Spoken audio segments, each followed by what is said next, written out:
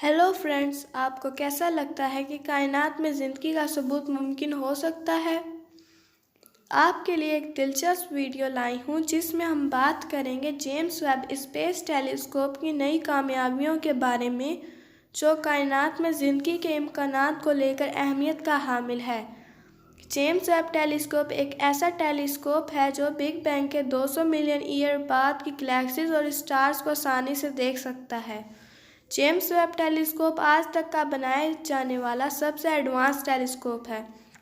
American space agency NASA, European space agency ESA और Canadian space agency CSA ने मिलकर James Webb telescope को 25 दिसंबर 2021 को लॉन्च किया। जेम्स वेब टेलीस्कोप ने आज तक साइंटिस्ट को कई सारी अहम मालूमात फराहम की हैं, जैसा कि कई सारी गैलेक्सीज और स्टार्स की फॉर्मेशन के बारे में। जेम्स वेब टेलीस्कोप की नई दरियाफ्त ने साइंटिस्ट के होश उड़ा दिए हैं। जेम्स वेब टेलीस्कोप ने कायनात में ज़िंदगी का सबूत तलाश कर लिया है और साइंटिस्ट को सोचने पर मजबूर कर दिया है। जब से प्लूटो को दरियाफ्त किया गया तब उसे एक इनएक्टिव नेट प्लैनेट समझते थे, लेकिन जब न्यू हॉरिज़ॉन स्पेसक्राफ्ट प्लूटो के पास से गुजरा था तब उसने प्लूटो की बिल्कुल क्लियर तस्वीरें भेजी थीं, जिनमें कुछ तस्वीरों में आइस वॉल्केनोज को देखा गया है। हैरान करने वाली बात यह है कि साइंटिस्ट के मुताबिक आइस वॉल्केनो प्लूटो के अलावा पूरे सोलर सिस्टम में किसी और प्लैनेट पर नहीं है। जैसे प्लूटो मिस्टीरियस है, वैसे ही इसके करीबी ड्वार्फ प्लैनेट भी बहुत ज़्यादा मिस्टीरियस हैं। जब जेम्स वेब टेलीस्कोप से ऑब्जेक्ट को स्टडी कर रहे थे तो साइंटिस्ट को वहाँ ऐसी चीज़ें मिली जो लाइफ की तरफ इशारा कर रही हैं। आखिर जेम्स वेब टेलीस्कोप ने वहाँ क्या देखा?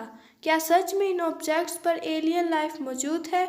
ये अमेजिंग इन्फॉर्मेशन आप जानेंगे आज की इस वीडियो में, तो पूरी वीडियो वॉच ज़रूर कीजिएगा।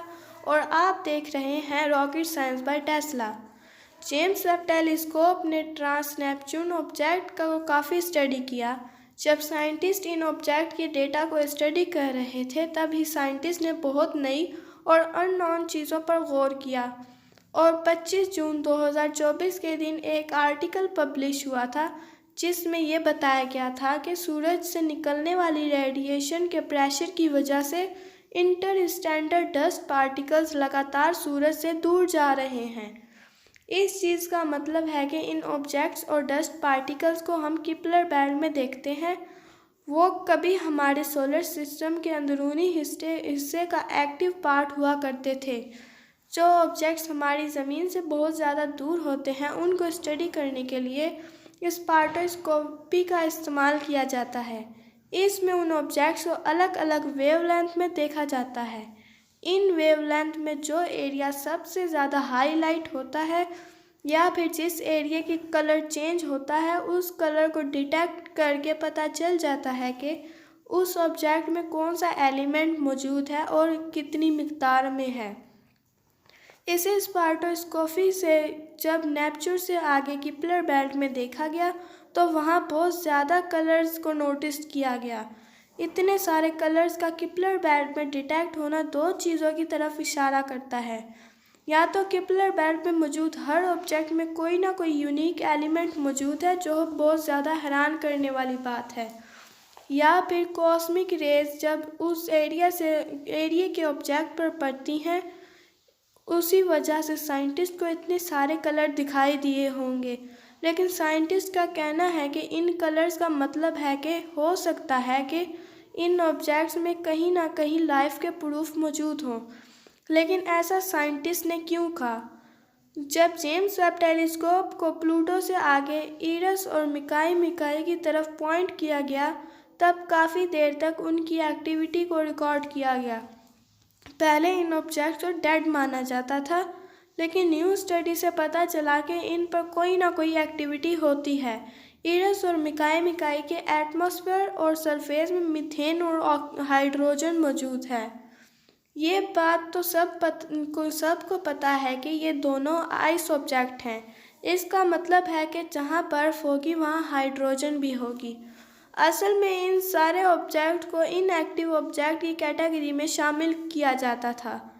साइंटिस्ट के मुताबिक जब यहाँ ऑब्जेक्ट बना होगा तो ये कंपाउंड उसकी फॉर्मेशन के साथ ही बने होंगे और तब से लेकर अब तक यहाँ कोई मेजर नए कंपाउंड नहीं बने, क्योंकि नए कंपाउंड के लिए एनर्जी चाहिए होती है और ये ऑब्जेक्ट सूरज से इतनी ज़्यादा दूर है कि यहाँ सूरज की बहुत कम रोशनी पहुँच पाती है। ऐसा साइंटिस्ट पहले मानते थे, लेकिन जेम्स वेब टेलीस्कोप की नई स्टडी ने सबको गलत साबित कर दिया। जब साइंटिस्ट ने जेम्स वेब टेलीस्कोप के ज़रिए इरस और मिकाई का DH रेशियो को कैलकुलेट किया। आगे बात करने से पहले DH रेशियो की बात करते हैं। असल में ड्यूट्रियम हाइड्रोजन का ही एक आइसोटोप होता है। इन दोनों में डिफरेंस ये होता है कि जहाँ हाइड्रोजन में सिर्फ एक प्रोटॉन मौजूद होता है, वहीं ड्यूट्रियम में एक प्रोटॉन के साथ एक न्यूट्रॉन भी होता है, जिसकी वजह से इनका बैलेंस भी एक हाइड्रोजन एटम के मुकाबले में ज़्यादा होता है। इस रेशियो से किसी प्लैनेट की फॉर्मेशन, उसकी जियोग्राफिकल हिस्ट्री और वहाँ किस फ्रीक्वेंसी में कौन सी एक्टिविटी हो रही है, इसका आइडिया लगाया जा सकता है। साइंटिस्ट के मुताबिक आज तक कायनात में जितना भी ड्यूट्रियम मौजूद है वो आज से 13.8 बिलियन ईयर पहले बिग बैंग के वक्त बना था। फिर यह ड्यूट्रियम किसी न किसी प्लैनेट पर पहुंच गया होगा।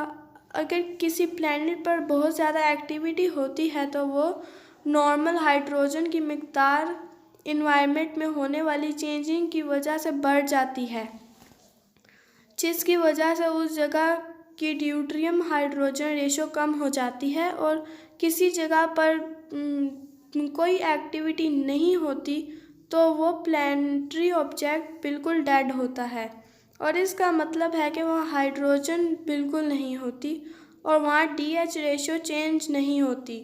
पहले इरस और मिकाई को इनएक्टिव प्लैनेट कहा गया था। जब जेम्स वेब टेलीस्कोप को वहाँ भेजा गया तो पता चला कि प्लैनेट डेड नहीं है। आपका इस बारे में क्या ख्याल है? अपनी राय का इज़हार कमेंट बॉक्स में ज़रूर करें। इसी के साथ हमारी आज की वीडियो का वक्त ख़त्म होता है। अल्लाह हाफिज़।